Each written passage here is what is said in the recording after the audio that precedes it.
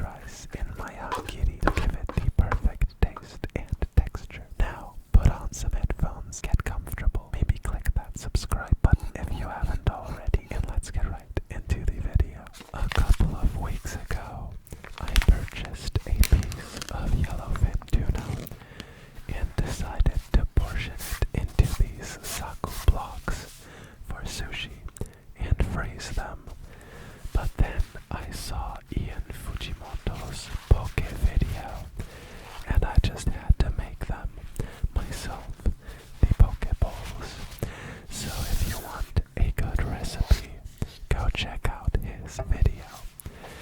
Taking one of these saku blocks, thawing it overnight, and now I finally get the chance to use my awesome sushi knife that I bought at Chico Cutlery in Sakai. Now I did slice the tuna along the middle, splitting it in two, but sadly one piece turned out a bit thinner than the other. So one poke bowl will have smaller dice of tuna than the other, but that is fine. So we are slicing and dicing this tuna, making sure that our cuts are precise and clean. And with the second piece of tuna, that will yield the larger chunks, we are doing the same procedure, slicing it into strips and then dicing the tuna, placing it into a separate bowl. And once we are done using the knife, cleaning it, drying it, and wiping it down with some tsubaki oil so it does not rust in storage. Now getting rid of any leftover tuna gunk, tuna juice on the cutting board, also wiping it down with a wet sponge, and moving on to a shallot. I didn't want to cut up an entire yellow onion, so I opted for this tiny banana shallot, slicing it lengthwise to give us the maximum crunch, maximum crunchiness in this shallot strips. Now we are adding these shallots only to the more authentic traditional kind of poke, but we will be adding spring onion to both the authentic and the more modern version of poke. Also, you gotta make sure not to waste a single piece of spring onion. So, we can now start on the marinades, both of which get soy sauce and a healthy glug of sesame oil. Once the sesame oil is added, I am adding some toasted sesame seeds into only the soy-based marinade.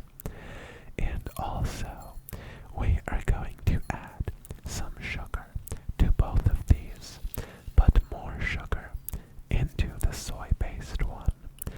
Now into the mayonnaise sauce, we are adding some sriracha and some goopy mayo. You gotta use goopy mayo.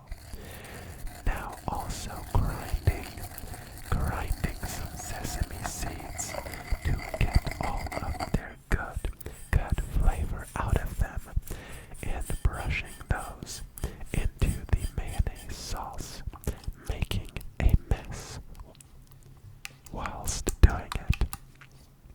And now mixing the sauce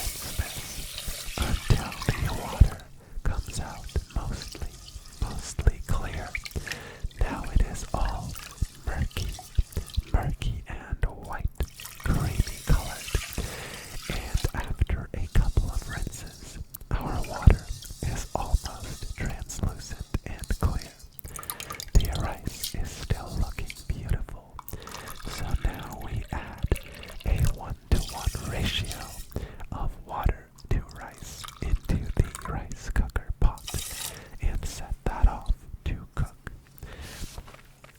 While that is cooking, we are making our vinegar for the sushi rice. Adding my premium rice vinegar to this pot because I did not have any more cheap rice vinegar at home. Adding some salt and some sugar. The full recipe will be in the sushi video down the line. And we're now going to heat that up and let it cool. Now we add our rice to a whitened wooden trough. This hangiri or sushi oke, and add the vinegar on top, mixing that in while it is still steaming hot, making sure that every kernel of rice gets coated in the vinegar. Using a wooden bowl, make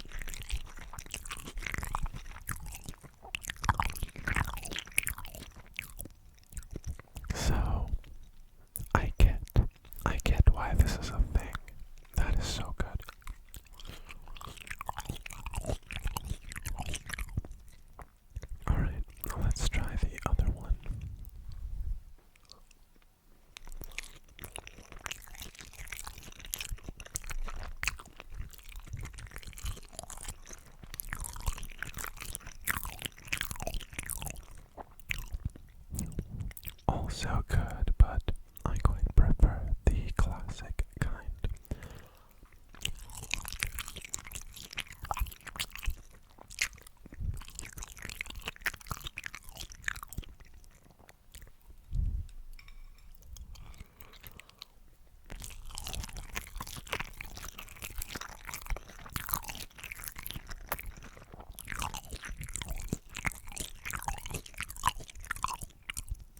It's like you can barely taste the tuna itself in this, and here it really is the star.